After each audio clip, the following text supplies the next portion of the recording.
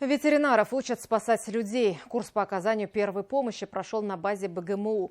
Обучение прошли студенты второго курса Аграрного университета. Более 100 человек сдали практические зачеты. Такую подготовку для БГУ организовали впервые в рамках сотрудничества вузов. Почему именно ветеринары, выясняла моя коллега Лилия Курбанова. Дави сильнее. О, видишь, да? И отпускай сразу. Прости. Драматичная реплика, к счастью, не перед живым человеком. Когда индикатор горит красным цветом, это сигнализирует о неправильных действиях, недостаточном нажиме и компрессии. Массаж сердца студентка второго курса Аграрного университета делает впервые. Диана Шеменкова – будущий врач, но ветеринарный. Это нам нужно, поскольку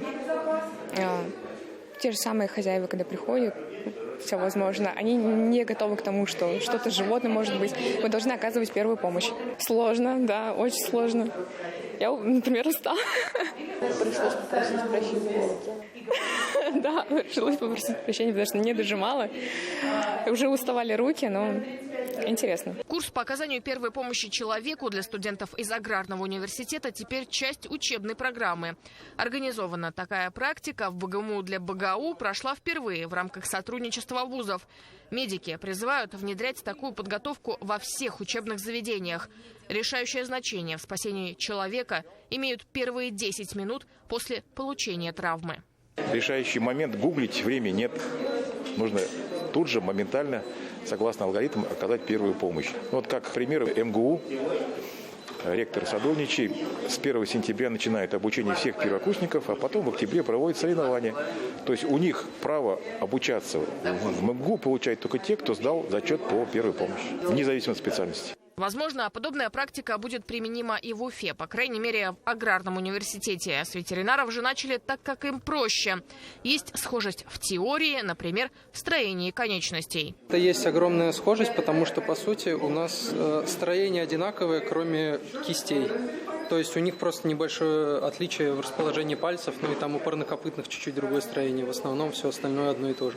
То есть то же самое. Здесь одна трубчатая кость и здесь две. В случае кровотечения из конечности мы должны остановить кровь, соответственно, из конечности. Делается это в верхней части, где есть трубчатая кость, в средней или верхней трети.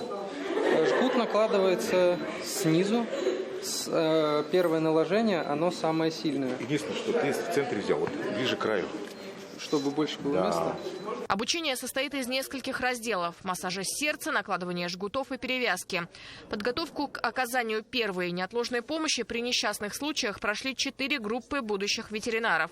Длительность курса 4 часа. По окончанию зачет.